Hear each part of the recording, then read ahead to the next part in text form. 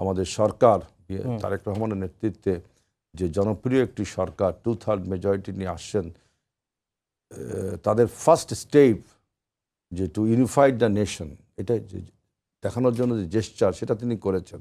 এবং তিনি বলছেন যে আমাদের আইন শৃঙ্খলা রক্ষা করা সবচেয়ে এখন ফার্স্ট প্রায়োরিটি। নিত্যপণ্যর দাম নিয়ন্ত্রণ করা, যেহেতু আমরা রমজান মাসের একটা রহমতের মাসে আমাদের সরকারের কার্যক্রম শুরু হয়েছে, এই নিত্যপণ্যের দাম ঠিক করা, বিদ্যুতের অব্যবস্থাপনা দীর্ঘদিন ছিল, ইনহেরিটেক্যালি আমরা এটা পেয়েছি, সেটাকেও একটা চ্যালেঞ্জ আমাদের, যাতে মানুষ তারাবি নামাজ পড়তে পারে। তা আমার দৃঢ় বিশ্বাস, যত মানুষই যে যত রকম ফোরকাস্টই করুক না কেন, অনেক সমালোচনা করতেই পারেন, যে এই সরকার রমজান মাসের প্রথমে একটা রহমতের মাসে সরকারের যাত্রা শুরু হয়েছে। নিশ্চয়ই আল্লাহর রহমতে আমরা সমস্ত দেশবাসী ঐক্যবদ্ধভাবে তারেক রহমানের নেতৃত্বে আমাদের এই সরকার সফলতা লাভ করবে। 24 গণ অভ্যুত্থানের চেতনা, সেই চেতনায় এই সরকার চলবে, 71-এর চেতনায় চলবে, 90-এর চেতনায় চলবে।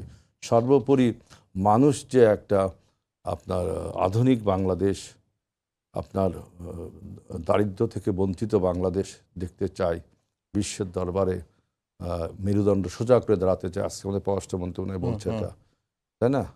যে এই জিনিসগুলো অবশ্যই আমরা এই সরকারের জন্য, সরকার সেটা করবে। আপনি দেখছেন যে আমাদের সরকারের মন্ত্রিসভা কত মানে স্পিডি এবং কত অ্যাক্টিভলি তারা ওয়ার্ক করছে।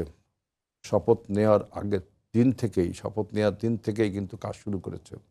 সুতরাং আপনাকে আরও কিছুটা সময় পরীক্ষা করতে হবে যে আসলে আমরা কাজগুলো ঠিকভাবে করছি কিনা। এখনই সমালোচনার জালে ফেলে দিলে কাজে কিন্তু সমস্যা হবে।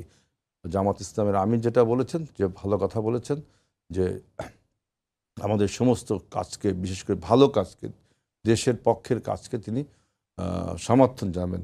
এটা কিন্তু বিরোধী রাজনীতি বা সরকারের, আমাদের রাজনীতির একটা ভালো দিক।